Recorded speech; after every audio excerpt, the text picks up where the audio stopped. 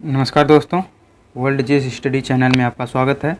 आज हम इस वीडियो में 13 सितंबर 2015 को लेखपाल परीक्षा की द्वितीय पाली जो 13 सितंबर 2015 को लेखपाल का परीक्षा सेकंड शिफ्ट में हुआ था, उसमें उसके जो है कि हम जीएस के जो है कि 25 प्रश्नों को लेकर आए हैं। जो जीएस के आप जानते हैं कि जीएस में 25 प्रश्न पूछे जाएंगे, तो जो जीएस के 25 प्रश्न पूछे गए तो उसका हम यहाँ पे एनालिसिस करेंगे। तो दोस्तों जो है कि किसी भी एग्ज़ाम के लिए जो है कि सिलेबस और प्रीवियस ईयर क्वेश्चन बहुत ही महत्वपूर्ण होता है। तो दोस्त आप सिलेबस को UP SSSC की साइट से या सरकारी result.com पे जाके आप वहाँ से डाउनलोड कर सकते हैं, या फिर हमारे ही चैनल के आपको प्लेलिस्ट में जाके आप वहाँ से देख सकते हैं। और प्रीवियस ईयर क्वेश्चन से आपको पता चलेगा कि किस तरह से क्वेश्चन पूछे जाते हैं और उसका लेवल कैसा होता है। तो आप इसको ज़रूर देखें कि किस तरह से, और कई बार क्वेश्चन रिपीट होता है, तो अगर रिपीट हो रहा है क्वेश्चन तो आपको छूटना नहीं चाहिए। तो हम पहला क्वेश्चन स्टार्ट करते हैं। पहला क्वेश्चन है कि दालें किसका अच्छा स्रोत होती हैं। दाल में मतलब कौन से विटामिन या कि क्या किसका अच्छा स्रोत होता है दाल। तो आप जानते हैं कि दाल में प्रोटीन पाया जाता है, तो ऑप्शन नंबर सी सही हो जाएगा। हम अगला क्वेश्चन देखते हैं। निम्नलिखित में से किसको संविधान की आत्मा के रूप में माना गया है। तो संविधान की आत्मा के रूप में किसको माना गया है, यहाँ पे दिया गया है। ऑप्शन नंबर पहला है कि प्रस्तावना, मूल अधिकार, राष्ट्रध्वज और DPSP राज्य के नीति निर्देशक तत्व। तो दोस्त मूल अधिकार को ही जो है कि संविधान का आत्मा कहा जाता है। किसने कहा था? BR अम्बेडकर जी ने कहा था इसे। और किस आर्टिकल को कहा था? आर्टिकल नंबर 32 को, जो संवैधानिक उपचारों का अधिकार देता है, उसी को जो है कि संविधान का आत्मा कहा था। हम अगला क्वेश्चन देखते हैं कि ढालू सड़क पर पत्थर लुढ़काना। ढालू सड़क पर पत्थर लुढ़काना कोई ढालू सड़क है उस पर पत्थर लुढ़काना ऊपर की ओर उठाने से अधिक आसान होता है। क्योंकि दोस्त ये थोड़ा ज़्यादा लिखा है, आप भयभीत न हों, बहुत ही आसान क्वेश्चन है, ज़रूर पढ़ें। हो सकता है कि ये आपको जो कम लिखे होते हैं उससे आपको आसान लगे, बस बड़ा है तो भड़किए मत, इसको आराम से देखिए और निश्चय आप सही कर लेंगे। तो देखिए यहाँ पे ढालू सड़क पर पत्थर लुढ़काना ऊपर की ओर उठाने से अधिक आसान होता है। क्योंकि जो है कि कहने का ये तात्पर्य है कि अगर ढाल से, देखिए मान लीजिए कोई ढाल है, तो यहाँ से हम पत्थर को लुढ़काते हैं तो ये आराम से चला आता है, ना कि अगर हम जब यहाँ से ऊपर ले जाते हैं तो ये आसान नहीं होता है, नीचे ले आना ज़्यादा आसान होता है। इसका कारण क्या है? तो उसका कारण जो है कि पत्थर को लुढ़काने में किया गया कार्य इसे उठाने की अपेक्षा अधिक होता है। पत्थर को उठाने में किया गया कार्य लुढ़काने के समान नहीं होता है दोस्त। पत्थर को लुढ़काने में किया गया कार्य, जो हम पत्थर को नीचे लटकाते हैं, किया गया कार्य इसे उठाने की अपेक्षा कम होता है। तो उठाने में ज़्यादा हमें वर्क करना पड़ता है और लुढ़काने में कम करना पड़ता है, कम वर्क करना पड़ता है। तो यहाँ पे राइट आंसर कौन सा हो जाएगा? सी हो जाएगा। और हम और ऑप्शन देख लेते हैं। दोनों में किया गया कार्य समान होता है, ये गलत है। दोनों में समान कैसे होता है? पत्थर को लुढ़काने में, पहला देख लें, पत्थर को लुढ़काने में किया गया कार्य इसे उठाने की अपेक्षा अधिक होता है। लुढ़काने में कम बल लगता है, लेकिन जो है कि उठाने में अधिक लगता है। तो उठाने की अपेक्षा अधिक, मतलब ये कार्य लुढ़काने में ज़्यादा लगता है, तो ये भी गलत हो जाएगा। राइट आंसर सी हो जाएगा। हम अगला क्वेश्चन देखते हैं। अगला क्वेश्चन है, जून 2015 के चौथे सप्ताह में 2 उद्यमियों और अनेक नागरिक निकायों के बीच अपशिष्ट प्रबंधन पर समझौता कहाँ हुआ था। तो ये देखिए करंट अफेयर से क्वेश्चन पूछा गया है। ये जून 2015 का करंट अफेयर है। देखिए करंट अफेयर में थोड़ा सा डीप में गया है, तो आपको डीप में करंट अफेयर पढ़ना पड़ेगा। हमने फर्स्ट शिफ्ट वाला भी देखा, तो वहाँ पे करंट अफेयर थोड़ी गहराई में पूछा गया है, तो आप इसे ध्यान रखें। ये थोड़ा डेप्थ में जाना। ये देखिए क्वेश्चन थोड़ा टफ है, लेकिन ये सबके लिए टफ है। अगर आप इसे करते हैं तो आपके लिए, आप उन लोगों को पीछे छोड़ देंगे, आपकी सफलता की संभावना ज़्यादा हो जाएगी। तो इसमें राइट आंसर जो हो जाएगा सी हो जाएगा। देखिए जून 2015 यानी कि पिछले 6 महीने का आप करंट अफेयर बहुत ही अच्छे से पढ़ें, और अगर हो सकता है तो साल भर का करंट अफेयर ज़रूर पढ़ लें। NPP से क्या अभिप्राय है? NPP से क्या अभिप्राय है? National population programme, national population project, national population policy, national population production. NPP से मतलब उस समय ये वर्ड बहुत ही प्रचलित रहा होगा, इसलिए उसका शॉर्ट फॉर्म पूछ लिया गया। तो एनपीपी का फुल फॉर्म जो होगा वो नेशनल पॉपुलेशन पॉलिसी होगा। तो हम अगला क्वेश्चन देखते हैं। अगला क्वेश्चन है सविनय अवज्ञा आंदोलन का मुख्य उद्देश्य क्या था। तो इसका सविनय अवज्ञा आंदोलन 1930 में स्टार्ट हुआ था। इसमें जो है कि गांधी जी ने दांडी यात्रा किया था। तो वहाँ पे जाके गुजरात के तट पे जाके उन्होंने जो है कि नमक बनाया था। तो इसमें नमक कर के विरुद्ध राइट आंसर कौन सा हो जाएगा, बी। हम अगला क्वेश्चन देखते हैं।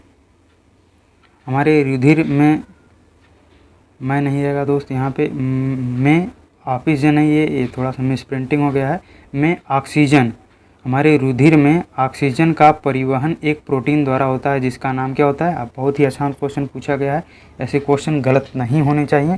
तो इसका राइट आंसर हो जाएगा हीमोग्लोबिन। हीमोग्लोबिन दोस्त, इसमें आयरन पाया जाता है और ये जो होता है कि रुधिर को, यानी कि रेड आरबीसी जो होती है, रेड ब्लड सेल्स जो होती है, उसको पूरे शरीर में इसके पहुंचाने का कार्य करता है। तो राइट आंसर ये हो जाएगा। हम अगला क्वेश्चन देखते हैं। लोकसभा चुनाव के लिए उम्मीदवार बनने की न्यूनतम आयु सीमा कितनी है। बहुत ही इजी क्वेश्चन पूछा, अगर ये क्वेश्चन सही होता है तो बहुत ही अच्छी बात है। आप देखिए कौन से इसमें राइट आंसर कौन सा हो जाएगा। राइट आंसर हो जाएगा 25। जो मताधिकार की उम्र 18 वर्ष होता है और ग्राम पंचायत का आप चुनाव लड़ते हैं तो न्यूनतम आयु 21 वर्ष होनी चाहिए। और जो है कि राज्यसभा के चुनाव के लिए न्यूनतम आयु आपकी 30 वर्ष होनी चाहिए, लेकिन लोकसभा के चुनाव के लिए आपका राइट आंसर 25 हो जाएगा। हम अगला क्वेश्चन देखें। सॉफ्ट, अब यहाँ पे जो है कि यहाँ पे ये जो है, यहाँ पे आपको जो है कि इसी में से कोई ऑप्शन भरा जाएगा। सॉफ्ट बैंक और फॉक्सकॉन टेक्नोलॉजी ग्रुप ने एक संयुक्त उपक्रम SBG क्लीन टेक बनाया है जो ग्रीन एनर्जी प्रोजेक्टों में 10 वर्षों में लगभग $20 बिलियन का निवेश करेगा। ये देखिए करंट अफेयर से पूछा गया है, तो इसमें राइट आंसर हो जाएगा बी। करंट अफेयर को बहुत ही अच्छे से पढ़ें, करंट अफेयर डीप में पूछा गया है। केंद्र सरकार के विकास में शामिल नहीं है। केंद्र सरकार के विकास में शामिल नहीं है। क्या केंद्र सरकार के विकास में शामिल नहीं है, यानी कि केंद्र सरकार पैसा लगाता है तो क्या वो विकास के लिए होता है। तो राज्यों को अनुदान देता है, तो ये विकास के लिए होता है। राज्य जो है कि रोड, सड़क और अस्पताल, शिक्षा के लिए और महिलाओं के विकास के लिए लगाते हैं। तो ये राइट आंसर सामाजिक और सामुदायिक सेवाओं पर व्यय जो भी योजनाएं हैं वो निश्चय ये भी विकास के लिए है। आर्थिक सेवाओं पर व्यय जो है कि आर्थिक सेवाओं पे जो है कि लोन देना, ये सब चीज़ों पे अगर देखें तो इस पे व्यय होता है। लेकिन रक्षा पे जो व्यय होता है उससे देश की संरचना या इसके विकास में कोई बहुत बड़ा रोल नहीं होता है, तो इसके विकास में शामिल नहीं होता। तो यहाँ राइट आंसर कौन सा हो जाएगा, रक्षा व्यय, ए। अगला हम क्वेश्चन देखें। प्रायद्वीपीय भारत का दक्षिणी छोर कन्याकुमारी स्थित है। कन्याकुमारी प्रायद्वीपीय भारत, सबसे देख लीजिए प्रायद्वीपीय भारत जो है कि ये देखिए प्रायद्वीपीय भारत हो जाएगा। और यहाँ पे पूछा है प्रायद्वीपीय भारत का दक्षिणी छोर, ये कन्याकुमारी है, कन्याकुमारी स्थित है। तो ये कर्क रेखा यहाँ से गया है। एक पूछा है कन्याकुमारी यहाँ पे है, पूछ रहा है ये कहाँ पर स्थित है। तो कर्क रेखा के उत्तर में, उत्तर में नहीं है, कर्क रेखा के दक्षिण में है। भूमध्य रेखा के दक्षिण में, भूमध्य रेखा देखिए यहाँ से गया है, 0 डिग्री यहाँ पे है, ये 8 डिग्री है। तो जो है कि भूमध्य रेखा के दक्षिण में, क्या भूमध्य रेखा के दक्षिण में, नहीं, ये उत्तर में है। तो ये भी ऑप्शन गलत हो जाएगा। मकर रेखा के दक्षिण में, मकर रेखा भारत से कोई संबंध नहीं है, बहुत दूर दूर तक कोई नाता नहीं है। और डी की बात करें तो भूमध्य रेखा के उत्तर में, देखिए भूमध्य रेखा है, इसके उत्तर में ही है। तो राइट आंसर डी हो जाएगा। हम अगला क्वेश्चन देखें। किस देश ने कोपा अमेरिका 2015 जीता है। वास्तव में करंट अफेयर थोड़ा डेप्थ में गया है, ठीक है, तो करंट अफेयर आप अच्छे से पढ़ें। तो इसका राइट आंसर हो जाएगा डी। देखिए 3 क्वेश्चन हमें करंट अफेयर से मिल गया है। हम अगला क्वेश्चन देखें। चौरी चौरा घटना कब हुई थी, चौरी चौरा घटना कब हुई थी। तो इसका राइट आंसर आप जानते हैं। ऐसे क्वेश्चन मत छोड़ना दोस्त, अगर रिवीजन रिपीट होता है तो मत छोड़िएगा। इसका राइट आंसर आप डी होगा, 5 फरवरी। क्योंकि ऐसे क्वेश्चन अगर आप छोड़ देंगे या गलत करते हैं तो ये सभी स्टूडेंट के सही होंगे, सबका सही होगा। करंट अफेयर सबके लिए टफ आएगा, और करंट अफेयर नहीं आ रहा तो उसको आप छोड़ सकते हैं या फिर उसमें रिस्क ले सकते हैं, लेकिन ऐसे क्वेश्चन आप गलत नहीं कर सकते या फिर इसे छोड़ नहीं सकते हैं। हम अगला क्वेश्चन देखते हैं। वह कौन सा स्थान है जहाँ पर अंतिम मुगल सम्राट बहादुर शाह जफ़र की मृत्यु हुई थी। आप जानते हैं कि 1857 का जो विद्रोह हुआ तो उसमें बहादुर शाह जफ़र को नेता माना गया था। तो उन्होंने जो है कि मुख्य रोल निभाया था उसमें, नेतृत्व उन्हीं के नेतृत्व में जो है कि फिर से साम्राज्य स्थापित किया जा रहा था। तो उन्हें जब अंग्रेज़ों ने 1857 के विद्रोह को दमन कर दिया तो जो है कि बहादुर शाह जफ़र को उनको पकड़ करके म्यांमार के रंगून में जाके उन्हें जेल में वहाँ पे बंद कर दिया, जहाँ पे उनकी मृत्यु हो गई। तो राइट आंसर कौन सा हो जाएगा? सी। हम अगला क्वेश्चन देखते हैं। अगला क्वेश्चन है, निम्नलिखित में से कौन कैबिनेट स्तर का होता है? दोस्त यहाँ पे स्तर रहेगा, ये थोड़ा सा मिस प्रिंटिंग हो गया है। कौन सा कैबिनेट स्तर का होता है? तो इसमें से कौन सा कैबिनेट स्तर का होता है? भारत का नियंत्रक और महालेखा परीक्षक, ये जो है कि कॉन्स्टिट्यूशनल बॉडी है, ये नहीं है। महान्यायाधीश, ये भी नहीं है। विपक्ष का नेता जो होता है वो कैबिनेट के स्तर का होता है, ये स्तर है कैबिनेट के स्तर का होता है विपक्ष का नेता। इसलिए देखते हैं कि आप विपक्ष का नेता को बहुत ही सम्मान दिया जाता है, तो वो कैबिनेट के स्तर का होता है। कैबिनेट जो लीडर होते हैं उनके समकक्ष होता है। नेपाल भूकंप त्रासदी के दौरान भारत सरकार द्वारा संचालित किए गए बचाव कार्य या रेस्क्यू ऑपरेशन को कौन सा नाम दिया गया? तो इसमें जो है कि ऑपरेशन मैत्री नाम दिया गया था। तो 2015 में वहाँ पे जो है कि भूकंप की त्रासदी आई थी, तो वहाँ पे ये जो है कि ऑपरेशन मैत्री दिया गया। तो आज क्या पूछा जा सकता है? बहुत सी, देखिए हमारे यहाँ कोविड-19 हुआ था, तो उसमें जो है कि जो हिंद महासागर के देशों को भारतीय नागरिकों को लाने के लिए समुद्र सेतु योजना चलाया गया था, और दूसरे जो कि दूर दराज के देशों से भारतीयों को लाने के लिए वंदे भारत ऑपरेशन चलाया गया था। अफ़गानिस्तान से जब तालिबान आक्रमण किया था तो वहाँ से देवी शक्ति ऑपरेशन चलाया गया था, वहाँ से भारतीयों को लाया गया था। अभी जल्द ही यूक्रेन में जब रूस का हमला हुआ था तो वहाँ से भारतीयों को लाने के लिए ऑपरेशन गंगा को चलाया गया था। तो ध्यान रखिए दोस्त, ये यहाँ से ज़रूर ही एक आध क्वेश्चन फंस सकता है। देखिए इसी तरह से क्वेश्चन पूछे जा रहे हैं, तो इससे आप सीख भी लें कि किस तरह से क्वेश्चन पूछे जा रहे हैं। अंतर्राष्ट्रीय गमन या माइग्रेशन क्या है? तो अंतर्राष्ट्रीय गमन या माइग्रेशन मतलब जो अंतर्राष्ट्रीय लेवल पे माइग्रेशन मतलब गमन आना जाना क्या है? देश के लोगों का संचलन, देश में संचलन होता है तो अंतर्राष्ट्रीय लेवल का नहीं होगा, ये गलत हो जाएगा। एक गांव से दूसरे गांव, ये भी गलत हो जाएगा। गांव से अंतर्राष्ट्रीय से कोई विशेष, ये देखो देशों के बीच में लोगों का संचलन, ये राइट आंसर है। देशों के बीच में लोगों का संचलन, एक देश से दूसरे देश में जब गमन होता है तो उसे अंतर्राष्ट्रीय गमन या माइग्रेशन कहते हैं। हम अगला क्वेश्चन देखते हैं। अगला क्वेश्चन है, निम्नलिखित में से सबसे अधिक ऋण वैद्युत तत्व कौन सा है? ऋण वैद्युत तत्व पूछ रहा है, कौन सा है सबसे अधिक? तो सबसे अधिक जो है कि ऋण वैद्युत मतलब देखिए NaCl अगर है, NaCl है तो यहाँ एक नेगेटिव है, ये पॉजिटिव है। तो ऋण वैद्युत ये देखिए पॉजिटिव हो जाएगा, ये पॉजिटिव है, ये गलत हो जाएगा। ब्रोमीन नहीं है। ऑक्सीजन जो है कि ऑक्सीजन भी नहीं है। सबसे ज़्यादा ऋण वैद्युत पूछा है, सबसे ज़्यादा ऋण वैद्युत यहाँ पे फ्लोरीन हो जाएगा, राइट आंसर सी। हम अगला क्वेश्चन देखते हैं।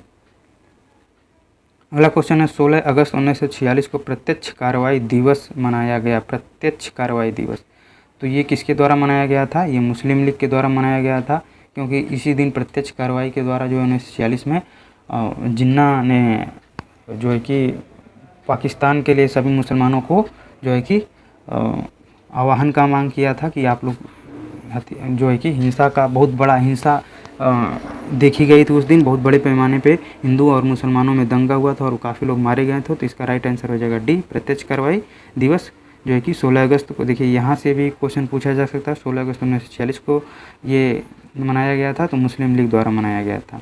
उच्छादन या अनावरण पर किस पदार्थ का वायु से नमी का अवशोषण करने के गुण को कहा जाता है? मतलब कोई वस्तु अगर ढकी हुई है तो किसी पदार्थ का वायु से, ढकी हुई पदार्थ के वायु से नमी का अवशोषण करने का गुण, अगर वो जो ढकी हुई पदार्थ जो वायु से नमी ले रहा है तो उसको क्या कहते हैं? तो वो होता है प्रस्वेदन, राइट आंसर हो जाएगा सी।